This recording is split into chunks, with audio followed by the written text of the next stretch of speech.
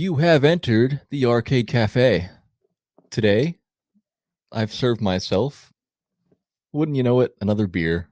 It's an Ellis Lager, again from Aslan's variety pack, and it's good. I'll move on. Do you I'm drink your, beer every day? I have been the last month or two. I just one. I literally just have one every day. Oh. And I mean, sometimes I'll skip a day, but I just like having one at the end of the day. But And I'm drinking from my big black cup. where's that from? Late night slice in Columbus.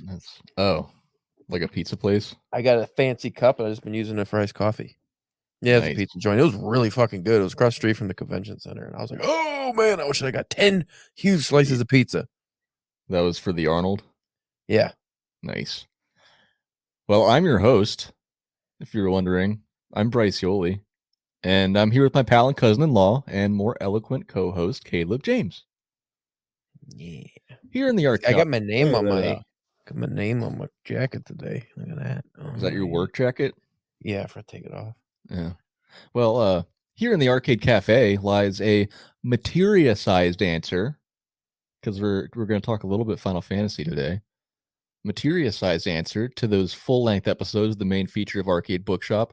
At only 20 to 30 minutes in length, we bring you our current thoughts on our video game progress, book progress, a little bit of video game news that is probably already a little bit old, occasional state of the podcast info, our wants, our needs, our private thoughts, our deepest, darkest secrets, and the sweet nothings that Caleb whispers in the bedroom. In the pickles. Let's get down to business. So today we have a couple of sad news items. I'll really just drop it down immediately. Well, I figured you start with the bad news and then we go ahead with the good stuff. That's fair. We already mentioned in our, if you don't follow us on Instagram, we did make a post about Rooster Teeth shutting down after 21 years of production. And I am not super familiar with their stuff, but after looking into them, I remember seeing the Red versus Blue show. There was a shitload of fun shows, so almost everybody who's just on YouTube that watched video game stuff in the last 15 years probably came across them at some point. Yeah, what was the other big one they did? They had the Let's Plays, the Rage Quits. Can't remember off the top of my head. They had so many different segments. They had a pretty big staff. Yeah, well, they had the Red versus Blue show with the Halo guys, and then I thought they had another show that was pretty popular, and I can't remember what it was. But yeah, I didn't watch it a lot, but Caleb sounds like he got into those ones that he just mentioned, the Let's Plays and the Rage Quits and all that stuff. Yeah, they were fun. I liked it mainly just the Grand Theft Auto stuff for the Let's Plays. Okay. Yeah, because they just did ridiculous things. I think those were actually the only Let's Plays I watched, unless it was a video game I was interested in. But like you, never got into watching other people play video games. But that was more about the Grand Theft Auto ones. It was hey, let's do a challenge and see if we can complete it. Let's see if we can have 10 cars jump over an airplane and just stupid stuff. That sounds fun to watch, especially back in the heyday of when we were playing Grand Theft Auto a lot. You know what this reminds me of, if you don't mind a mild digression here? The fall of Rooster Teeth reminds me of when G4 went under. Mm-hmm. I don't know if you remember that network, but when I was a young man of, I don't know, early 20s or teenage years, I used to watch a bunch of different shows like Attack of the Show on G4, and it was just a bunch of video game related stuff, but it was really fun. And then just like Rooster Teeth, it got real popular. Too much money got involved. And then the market just must have collapsed and everybody fucking gave up on it, or I don't know. I don't know what happens with these things. Some with big corporations and saying, fuck you guys. We don't want to pay nobody to know how.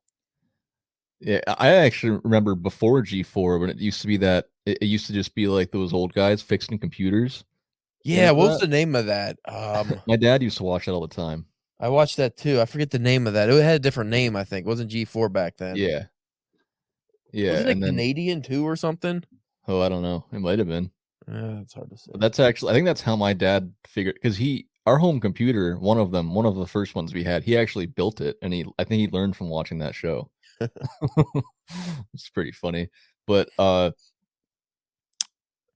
yeah, it's sad news. They had to let go of like 150 employees, so we have to talk layoffs again, which is frustrating. But And I could be incorrect, but I'm pretty sure they laid off a bunch of people in the previous year, like every year, I oh, think. really? I think it's one of those deals. So it seems like, oh, 150. I mean, that's not the biggest layoffs, but then if you factor Hmm. in every year if they were laying off people every year like that, that could Yeah, be potentially thousands of staff over the course of 5 or 6 years. yeah. So R.I.P. Rooster Teeth, and Mm. whoever used to watch that and was really into it. Bad news, but we're all still alive at least. I feel like a lot not all of us. I just gonna go into the next segment, but I feel like a lot of people who are lamenting the loss of Rooster Teeth now are people who don't even watch it, like me, haven't watched it in years. It's like, oh, the nostalgia of a Yeah, time period where we enjoyed this, but we don't actually, much like G4, we didn't support the current product that went under. So most people probably didn't support Rooster Teeth in the last few years, and that's why it went under. probably, but 21 years of doing anything and then having to shut down is always, Sucks. yeah, shitty. Sucks.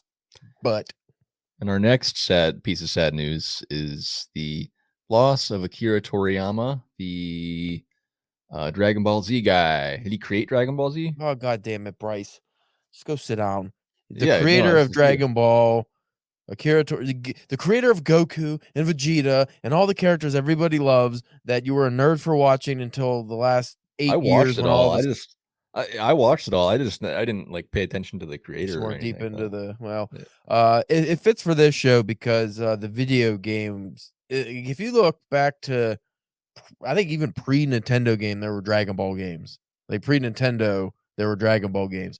On my Hmm. emulator, I have fucking all kinds of Dragon Ball games for just Japan only, and I played some of them, and some of them are really shit, but they just every year they've been made. I think there's more Dragon Ball games at this point than there were, series of the show or the anime. Um, like I'm trying to think because there was GT was the last series I think that ended in the early 90s, and then there was nothing until Dragon Ball Super came out, and there's I don't know how many video games in between there. That's crazy. It's crazy to think that Dragon Ball started in 1986. That's so weird. The year I was born, baby. Yeah.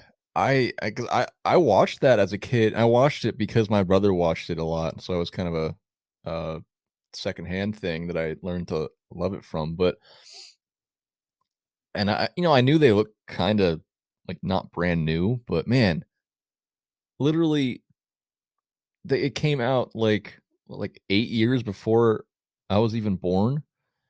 It's Well, just so weird to technically, think about. the manga came out in '84, I think, Oh, okay. so it's even older than that. Yeah, And that's for the crazy. most So part, the manga and the anime went. I think the stories were pretty similar until Dragon Ball Super, I think, or even maybe just the newest Dragon Ball that's supposed to be coming out. I think the stories were usually followed each other. and then the NES came out in 1985. So are you telling me there was a game for there was a Dragon Ball game before 1985? It would have been on what was the first Dragon? Let me look that up. First Dragon Ball. Oh shit. Because the first Nintendo in Japan, was it just the Famicom? I think so. I don't think it was just the NES. We're not authority figures on these No, not the things. history of, Yeah. So, but we just really really like video games. No, I was incorrect. The first Dragon Ball seems to have come out in '86. So when the anime came out, that's when the show or the So that's pretty game crazy. started coming out. But yeah, it's just as old as the NES. pretty Yeah, much. and man, how how many others succeeded that, and they're still making them. It's just wild. And Akira Toriyama was only 68 years old. Yeah, he wasn't So very old. You know what's, strange? I don't know why, but I always think the Nintendo is older than it is. For yeah, some reason, I always think it came out in, like, 80 or 81, but, it's 85. It's not that I mean, I it's know. old, but from Nintendo to Super Nintendo, it actually wasn't that long of a time period. Yeah, when did Super Nintendo come out? 93, 4, maybe? Oh, well, that's about right. Yeah, because it's usually like every 7, 8 years. But yeah, yeah, it's so weird. We were just talking. Well, we were talking with a special guest that I haven't referenced yet about what consoles are considered retro, and it was an interesting discussion that you might want to listen to Monday's episode to I mean, hear. you don't wanna announce it to get people excited? I'm going to at the end of the show. Oh, you're just waiting for, like, a big you gotta listen to us Yeah, blabber to get the new or just fast forward. yeah, you guys. I'm Fast holding forward, out on just you skip. We guys. don't fast forward anymore, we skip. For you youngins, there used to be you had to hit a button and it actually would go blah, blah, blah, blah, blah, blah, blah, and Yeah, then you can get to where you want. That worked for music on cassette tapes as well as video VHSs. believe it or not. And even CDs, you can hold the button in and skip. Or not skip, fast forward. But it also introduced the skip. Go on, Bryce. Well, yeah, I just want to. So, R.I.P. Akira Toriyama, and bless all of his wonderful creations and art. I do And wonder where the show and like the anime and the manga are gonna. I'm sure he had people in place to know, like that know where the story's mhm, gonna go, but I don't know. Like once the story arcs that he had in the works finish, if it's gonna continue. I yeah, think it has to because it's such a big franchise now. It makes so much money. was he actively involved this whole time? Except for Dragon Ball GT, which everyone hated, I believe he has had a Oh, hand okay, in it for the entirety of, not yeah, that he's, like, directly making the shows anymore, but I'm pretty sure he still was involved in the story and where the characters go. yeah. It'll be interesting. See what happens. Maybe we can finally get that Superman Goku crossover fight. Yeah, that would be a that would be entertaining. It would. Uh, well, I just wanted to talk real quick about Final Fantasy VII Rebirth. I Oh, know god almost damn it. I know Caleb, you gotta stop bitching about the things that I wanna talk about. 7 Fantasy. So you and your Final Fantasy, it's all every you big Final Fantasy. This You're game not reminds me of Final Fantasy. listen, anybody that's listening to this is probably playing Final Fantasy VII Rebirth right now, and I You wanna mention Dorcas. it. It's It it it sounds does like look cool, I will say that, it looks yeah, cool. it sounds fucking awesome. I'm playing Remake right now, I'm, like, a little over halfway through, I'm enjoying that, and I hear Rebirth is even better, and I just checked the reviews today for the first time, and they are, like, Good. pretty awesome. I think Remake was getting like 8 out of 10s, but it looks like Rebirth is 9 out of 10, pushing 10 out of 10. So, um, it sounds like it's a little bit more open world, and it really pushes the whole like the story is not quite what you think or what you remember from the original Final Fantasy VII game. Um, it pushes some boundaries, and I'm really excited. I wish that I could just finish Remake and roll right into Rebirth, but I feel like I gotta focus on some other games for the show first. But Hey, I just speaking wanted of the to show, you say that. remember how we played a certain Mario game that we finally beat that was impossible? Yes. Fucking Mario's special birthday, we wanna do an episode on that, and you kept saying, "Hey, let's read, not Infinite Jest, Gravity's Rainbow." Yeah, It's a smut book. it Found is? that out today, I didn't know that was a smut book, yeah. Oh, I didn't know that either. I watched Well, what the fuck did I see that on, Oh, I was watching a hardcore literature video on YouTube where he was reading one-star reviews for classic books, hmm. and someone was bitching about it being a smut book. I was like, "I didn't know that." Apparently, the whole thing is the guy gets boners for, rockets, like Oh, missiles. really? Yeah, so I guess I don't know how deep he goes into it, but apparently it's a smut book, Dude, a that very book is like intelligent smut book. isn't that thing like 1,500 pages long or something like that? Yeah, rambling smut. I from can't my believe that. understanding. Well, I maybe would look look up. into it more, but if you Yeah, wanted to read that, just beware. It might be gross, and we could just read 120 Days of Sodom. I didn't. Ugh, no thanks. I didn't think he wanted to, or I didn't think he. I mean, he's considered like literature, isn't he? What is that like? Is that one like an outlier compared to his other stuff? I don't know. I never read Yeah, Pynchon. I mean, I don't know. I thought he was supposed to be like a quality writer. I don't know. That's interesting. The writing's great, I'm sure. It's just what he's writing about is Well, dirty. on the line of Super Mario, we just passed Mario Day, March 10th, and they Ooh. announced, um, Yeah, there's a lot of sex in Gravity's Rainbow. You can look that up on Reddit yourself. Yeah, we just had Mario Day. Woo. and they announced. Did you hear about the new Super Mario Brothers 2 movie? I did not. Who is cat? Is it anime or animation or I is don't it know if they gave any. live I don't know action? if they gave any details yet, but I would imagine it would be just like the last one. Did you watch the first one? With Chris Pratt? Yeah. No. No No. interest. I mean, it's not like incredible, but it's pretty good. I Mm. liked it better the second time I watched it.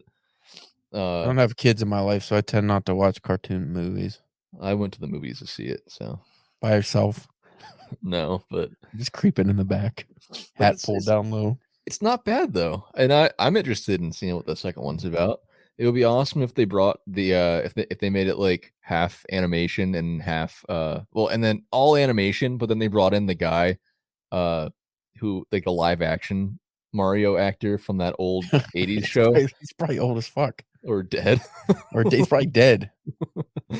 uh yeah, that would be awesome. And it would be cool if they also linked it with Zelda, and then you have they incorporate the poor catchphrase that Link has in that old animated show.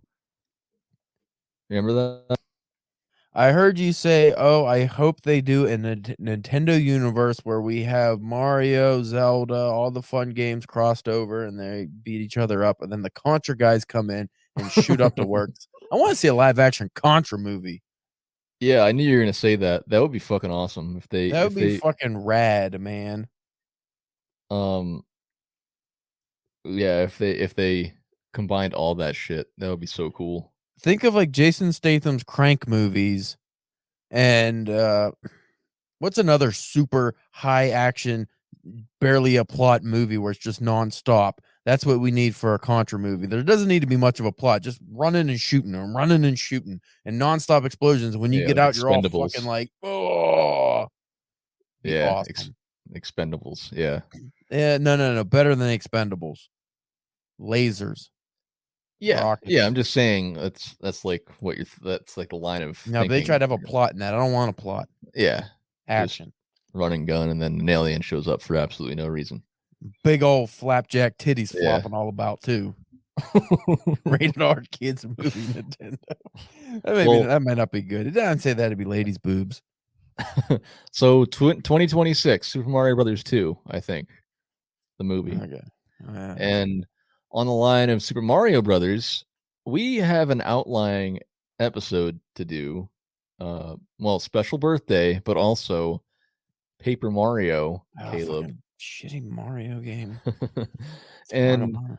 I was wondering, I mean, I kind of already mentioned it to you, but I think I've been trying to think of a way to bring Mario games into the main episodes of Arcade Bookshop. And I think since Mario games don't really have a real developed story, it's usually kind of the same idea, but they're still really fun and worth talking about because they're almost all really good. I was thinking that we could do Mario games, cover them, and talk about whatever substance is there, and then for the book, it can be like a psychedelic fiction series, Maybe. since Mario is all about shrooms. I do feel like the second Mario could be like Hamlet or something though, because it's like a stage play. Yeah, it could be. Yeah, I mean, we could switch it up. Or But actually, A Midsummer Night's Dream, since you want to go all shroomy, and there's fucking some weird shit in that. Might work. is there? I'm not super familiar with that. Yeah, it's just like fairies in the woods, and everybody's falling asleep and drugged, and I don't know. It's weird. Read that Hmm. last year, and it was pretty fun. It was really funny too. It would be funny though if we just played like Paper Mario and then we're like, yeah, let's talk Fear and Loathing in Las Vegas. And Ah, I love Fear and Loathing in Las Vegas, though. that'd But we'd have to do be gambling games for that. No, we don't. We I don't have to do mean, anything like that. yeah. I don't All know. It'd right, be Bryce. funny. Well, do you have anything else? Other than publishing news, I don't know if we're touching on publishing news today. Yeah, I'll just shoot it out there real quick. Shoot it out there like a Contra guy. Shooting it Hey, out do those there. guys have names? I don't think so. They have to. A red guy and blue guy. You give your news, and I'll look up red guy and blue guy. All right. Well, I don't know if I mentioned before that I was accepted into the latest issue of Star 82 review, but You might have mentioned it, but it is out now, right? it has released. So if you look up Star 82 review, it's an online publication, but seeing if I can get an actual link here for you. Bill Star Reiser 82. and Lance Bean, What is that? Oh, that's the Contra guys from the Earth interesting. Marine Corps Contra unit. Bill Reiser and Lance Bean. They're Wow, modeled that's after Stallone and Arnold. oh, they're That's actually cool. modeled after them? Well, if you look on the cover, they're definitely modeled after them. Oh, okay. That's Yeah, interesting. 100. Actually, I think they took for instance, I don't know if you can see this, but that's Oh, clearly yeah. Arnold from either Predator or Commando cover, Yeah. like his body with a different face. That's funny. That Yeah. makes sense. Yeah, so it's star82review.com and it's the latest issue 12.1. It also has a print version if you are so interested. It costs like $11 or something and it's not too bad. I'm not a Um, big fan of when publications have online for free and print. Not yeah. that I don't I mean, I like the print obviously, but it sucks because I feel like most people would not buy the print if they could just read it for free. Yeah, it's true. I just feel like there are so few print publications now, and most of the ones that are out that are primarily print are really hard to get into, and they have like they're much more like professional, I guess, whatever. Mm. Um, I just take what I can get, I guess. I search for publications that make a print issue, but a lot of times it's like this where they have an online one, but it also comes in print. Like I Yeah. also got that one. I think I mentioned this one too. The Loud Coffee Press. Mhm. They're kind of the same thing. I think all their stuff's online. I think, but they also make a print publication. So it's just kind of like that now, and I'm just trying to appreciate anything that I can get. And I what I like is like how Spank the Carp is online only, but then they do an anthology every once in a while. So I got in their last anthology, which is like a print anthology. So that's cool because then it's like, yeah, you don't actually have to pay for any of this, but if you want a compilation that's just all of them in one place without having to go on the website, you can do that, but yeah, still that's not cool. necessary. I told It everybody when I got that came out, I was like, don't buy that. Just read it for free. I got the link on my website. is that one like literally everything that he published in the last year?